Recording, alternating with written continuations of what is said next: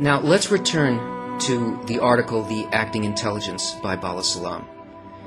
And as we read this, try to connect to the author's thought and to his feeling, but especially try to connect to the thought and feeling behind why he is expressing this to you. The acting intelligence.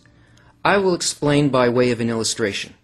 We observe that in every deed performed in the world, there adheres and remains in that deed the very mind which performed it, so that in the table we sense the mindful craft of the carpenter and his command of his craft, whether great or small. For at the time of his work he evaluated it with his knowledge and intelligence, so that one who examines that deed and thinks about the mind concealed therein realizes that it is from its inception bound up with the mind that made it. That is, they are in fact unified. We can see in everything that appears in this world that there is a thought behind it. It simply doesn't arise out of nothing.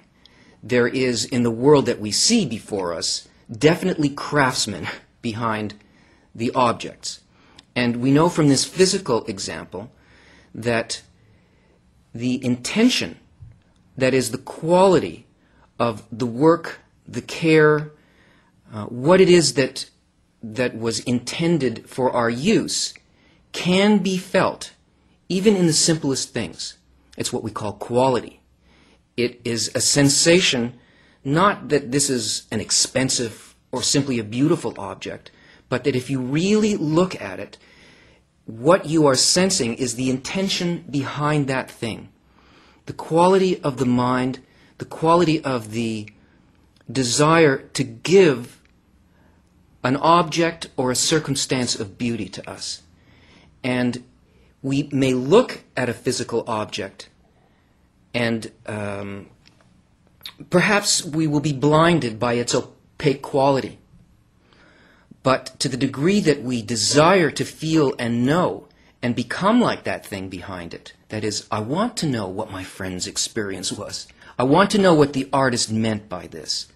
I want to feel the message that is really intended in this. If I just take the object as it is, I can't understand anything. But if I look at the object, I can feel the mind of the artist, of the craftsman.